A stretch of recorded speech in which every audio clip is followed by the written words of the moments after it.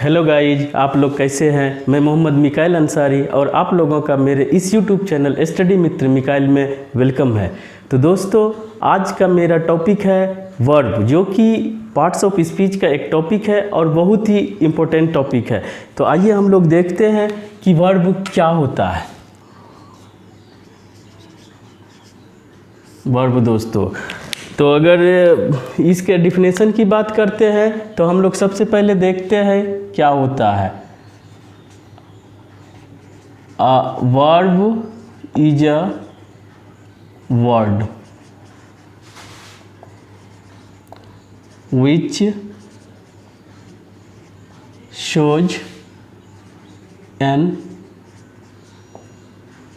action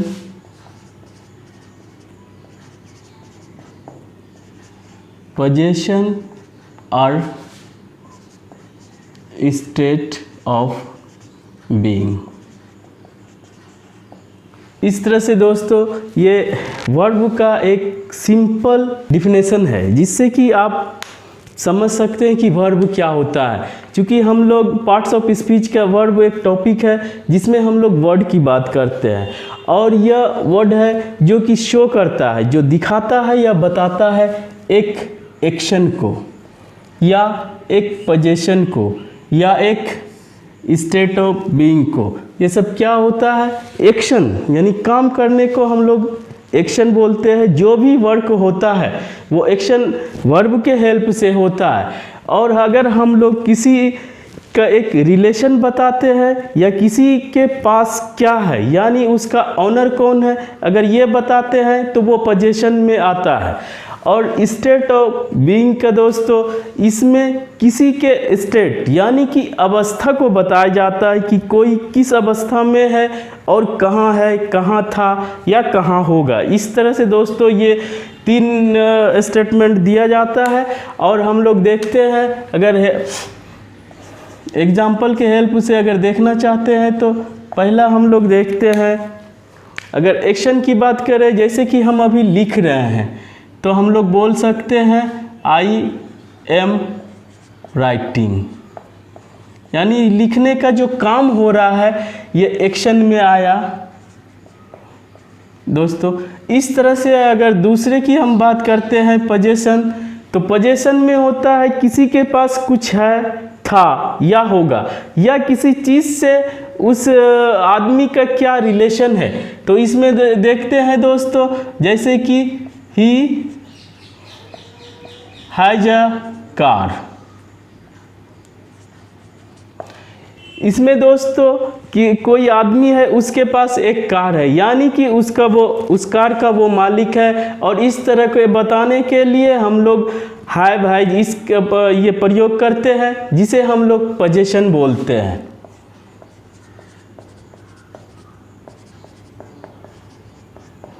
और तीसरा दोस्तों state of being. State of being में हम लोगों को किसी के स्थिति के बारे में बताना होता है। जैसे कि हम लोग कहते हैं शी इज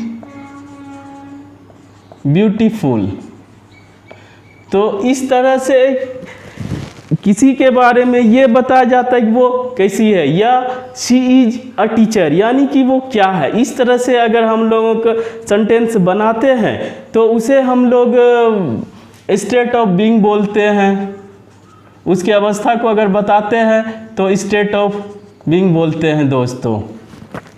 यहाँ पे जो भी आया ये इस तरह से आया, ये एक्शन वर्ब हुआ। और दूसरा जो हैज आया ये एक पोजीशन वर्ब हुआ।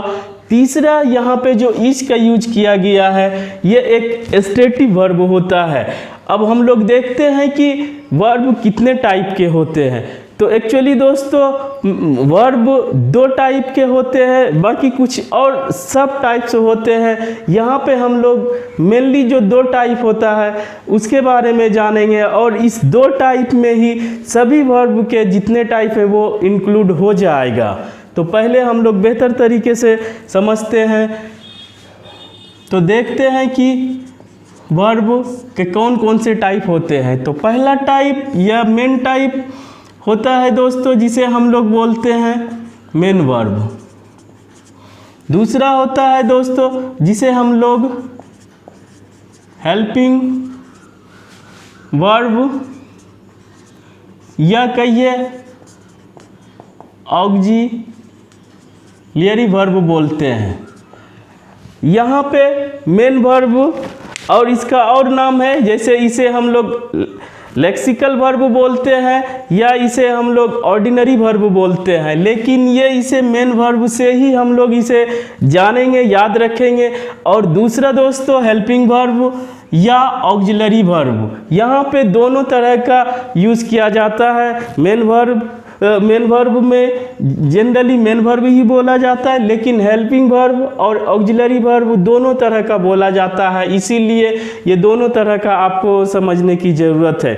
तो हम लोग यहाँ पर देखेंगे, अगर मेन वर्ब की बात करें तो वर्ब में सबसे पहले हम लोगों के पास आता है एक्शन।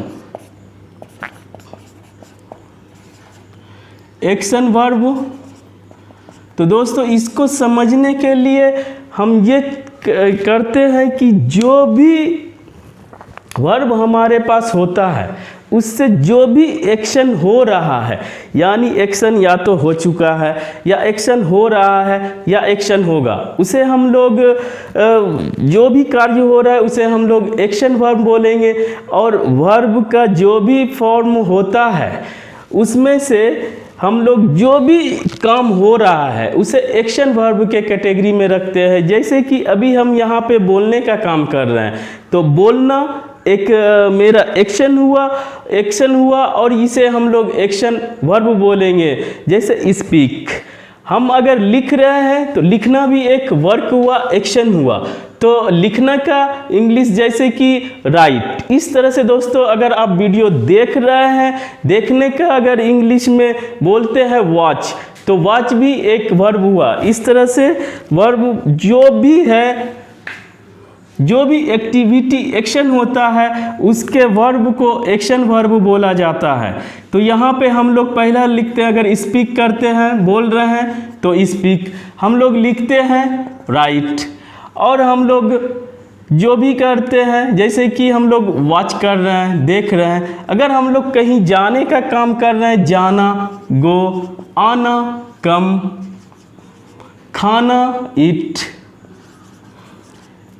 इस तरह से दोस्तों यहाँ पे वर्ब का बहुत सा लंबा लिस्ट हो जाएगा और इसे सबको बताने की कोई ज़रूरत नहीं है। जितने भी वर्ब हैं उसमें से 95% अप्रॉक्स ये एक्शन वर्ब होता है। एक्शन वर्ब में हम लोग कोई भी एक्टिविटी दिखाते हैं, जो भी टाइम के साथ जो बीत रहा है, जो हो रहा है एक्शन, वो एक्शन वर्ब के कैटेगरी में आता है। हिंदी में अगर इसे समझना चाहते हैं तो हम लोग इसे हिंदी में समझें कि जो भी शब्द के लास्ट में ना आता है उसे हम लोग क्रिया बोलते हैं। जैसे पढ़ना, लिखना, सोना, खाना, जाना।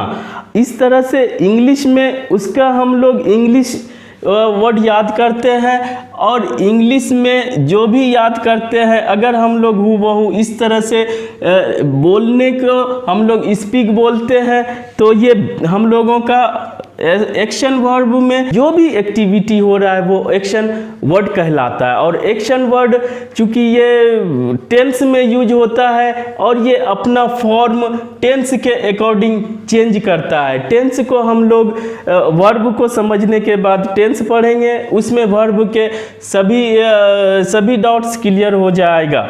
तो वर्ब जो है जिस तरह से हम लोग हूबहू पहले वर्ब को याद करते हैं वो हमें बेस फॉर्म देता है। पहला हम लोग बेस फॉर्म बोलेंगे और बेस फॉर्म को दोस्तों डिनोट किया जाता है V1 से।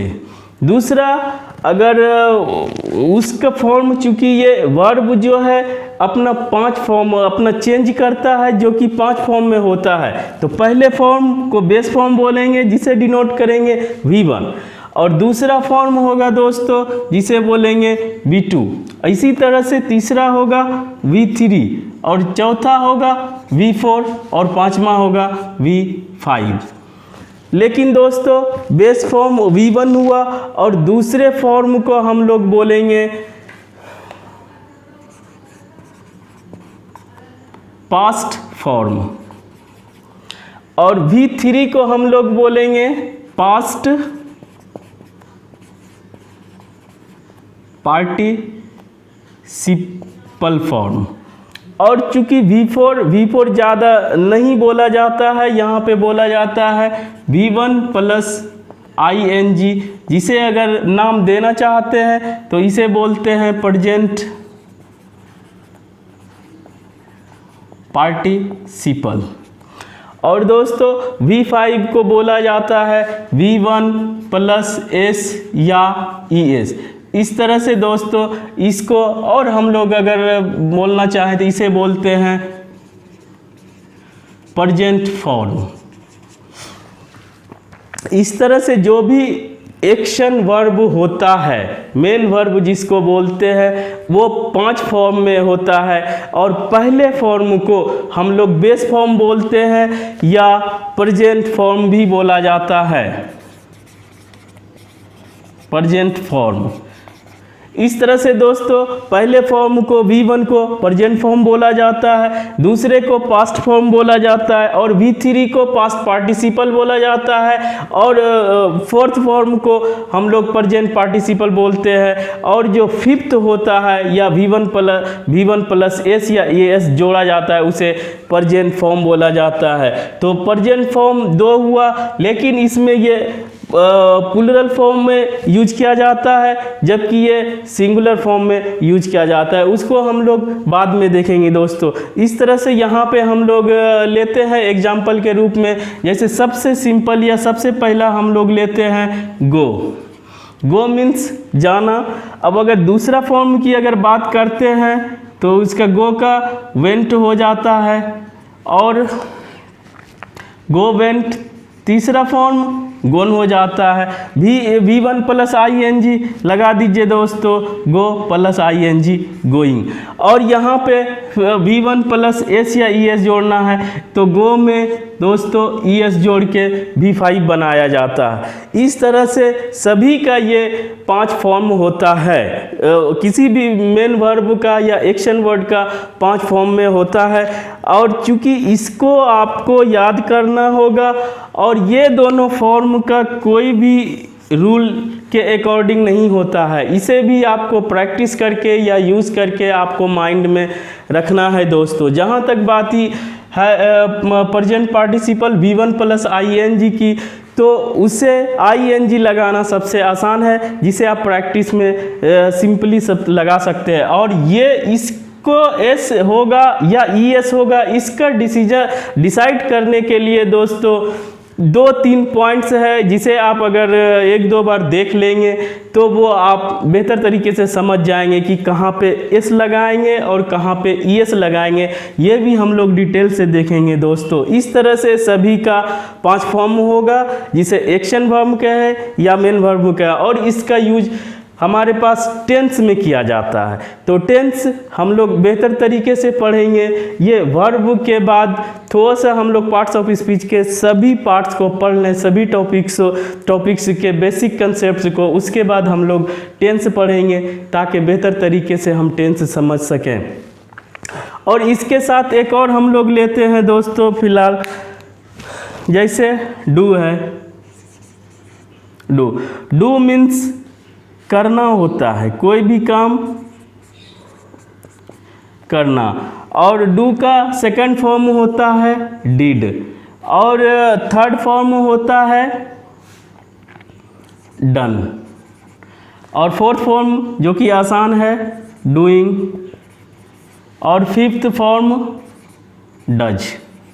दोस्तों इस तरह से डू भी एक मेन वर्ब के तरह काम करता है। लेकिन दोस्तों यहाँ पे डू का लेने का मकसद ये है कि डू एक ऐसा वर्ड है जो कि मेन वर्ब के भी तरह काम करता है और हेल्पिंग वर्ब के भी तरह काम करता है। तो यहाँ पे हम लोग मेन वर्ब की तरह देखेंगे। जब हम लोग हेल्पिंग वर्ब की बात करेंगे तो आपको ये क्लियर हो जाएगा कि कहाँ पे यह मेन वर्ब के तरह काम करेगा और कहाँ पे यह हेल्पिंग वर्ब के तरह काम करेगा। दोस्तों बस ये यहाँ पे याद रखें, स्टार देने का मतलब ये है कि डू जो है हेल्पिंग वर्ब भी क्या काम कर सकता है और मेन वर्ब का भी काम कर सकता है। तो दोस्तों अब दूसरा हम लोगों के पास पॉइंट है पोजीशन। अगर हम लोग पोजीशन की बात करते हैं तो हम लोग देखते हैं दोस्तों क्या होता है।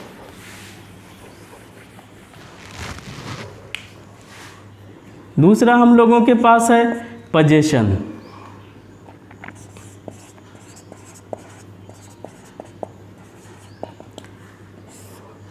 इसमें दोस्तों पोजीशन जैसा कि हम लोग पहले से समझे हैं कि पोजीशन में किसी के बारे में क्या उसके पास है, क्या वो रखता है, यानी कि ऑनरशिप। ऑनरशिप या दोस्तों एक रिलेशन भी किसी से क्या है उसके बारे में बताया जाता है। इसके लिए एक वर्ड है जो कि 5 फॉर्म में यूज होता है, उसी के बारे में हम लोग जानेंगे। जैसे कि ये वर्ड है हैव। हैव मीन्स रखना भी सेंस होता है या किसी से रिलेशन बताने में यूज किया जाता है। जैसे आई हैव 2 ब्रदर्स, यहाँ पे एक रिलेशन बताया जाता है।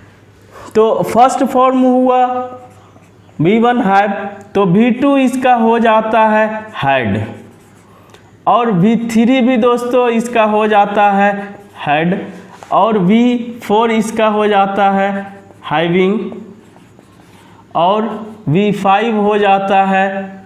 क्योंकि V5 में पहले दोस्तों हैव्स होना चाहिए एस या ES लगा के, लेकिन अब ये यूज़ नहीं किया जाता है। इसको मॉडिफाई करके इसके जगह पे हैज यूज किया जाता है, जो कि अभी has he 5th form of have है और अब ये ही यूज किया जाता है और यही फेमिलियर है। ये कभी आपको किसी बुक में नहीं दिखने को मिलेगा, लेकिन इसके अकॉर्डिंग एस या ES लगाने से हैव्स होता है, लेकिन अब वो नहीं यूज किया जाता है, हैज यूज किया जाता है दोस्तों।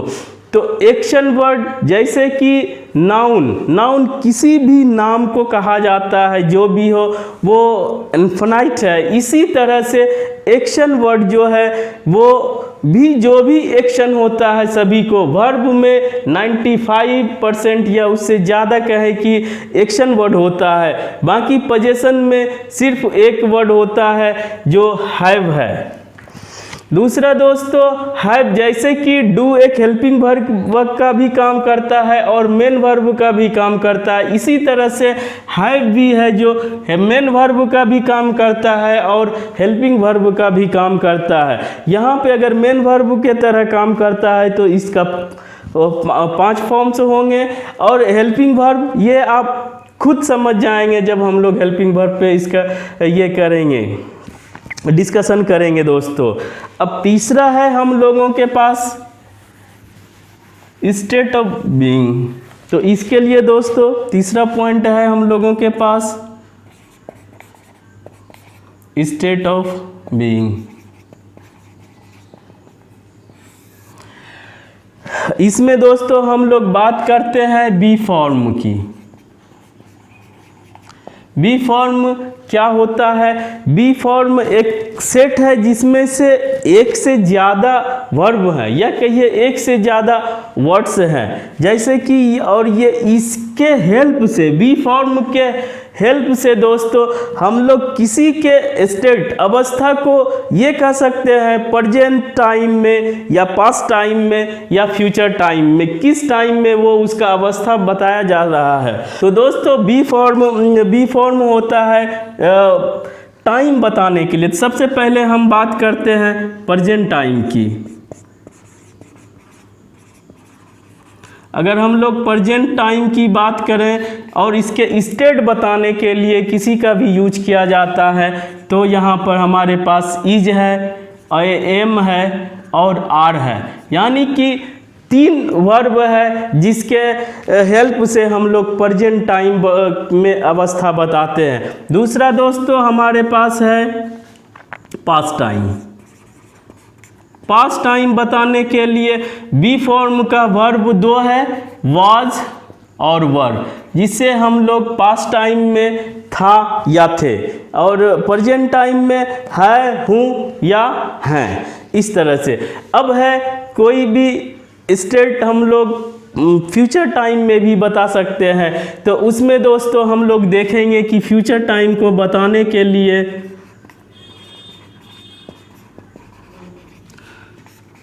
शैल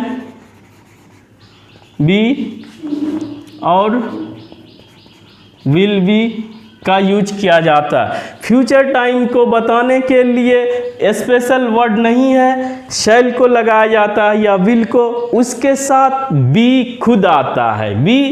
बी खुद आता है अपना बेस फॉर्म को लेके। तो दोस्तों इस तरह से हम लोग स्टेट ऑफ बीइंग बताने के लिए बी फॉर्म का यूज करते हैं, जिसमें प्रेजेंट टाइम अगर बताना हो तो हम लोग इज यूज करेंगे, एम यूज करेंगे और आर यूज करेंगे, और पास्ट टाइम बताना हो तो वाज यूज करेंगे और वर यूज करेंगे, और अगर फ्यूचर टाइम बताना हो तो हम लोग शैल भी यूज करेंगे या विल भी यूज करेंगे दोस्तों, इस तरह से। लेकिन यहाँ पर एक है कि ये एक मॉडल वर्ब भी है, इसको हम लोग मॉडल वर्ब में भी देखेंगे दोस्तों। बस आज इतना ही। अगर ये वीडियो आपको अच्छा लगा हो और आप इससे कुछ सीखे हो तो प्लीज़ इसे लाइक करें और सब्सक्राइब करें। Thanks for watching.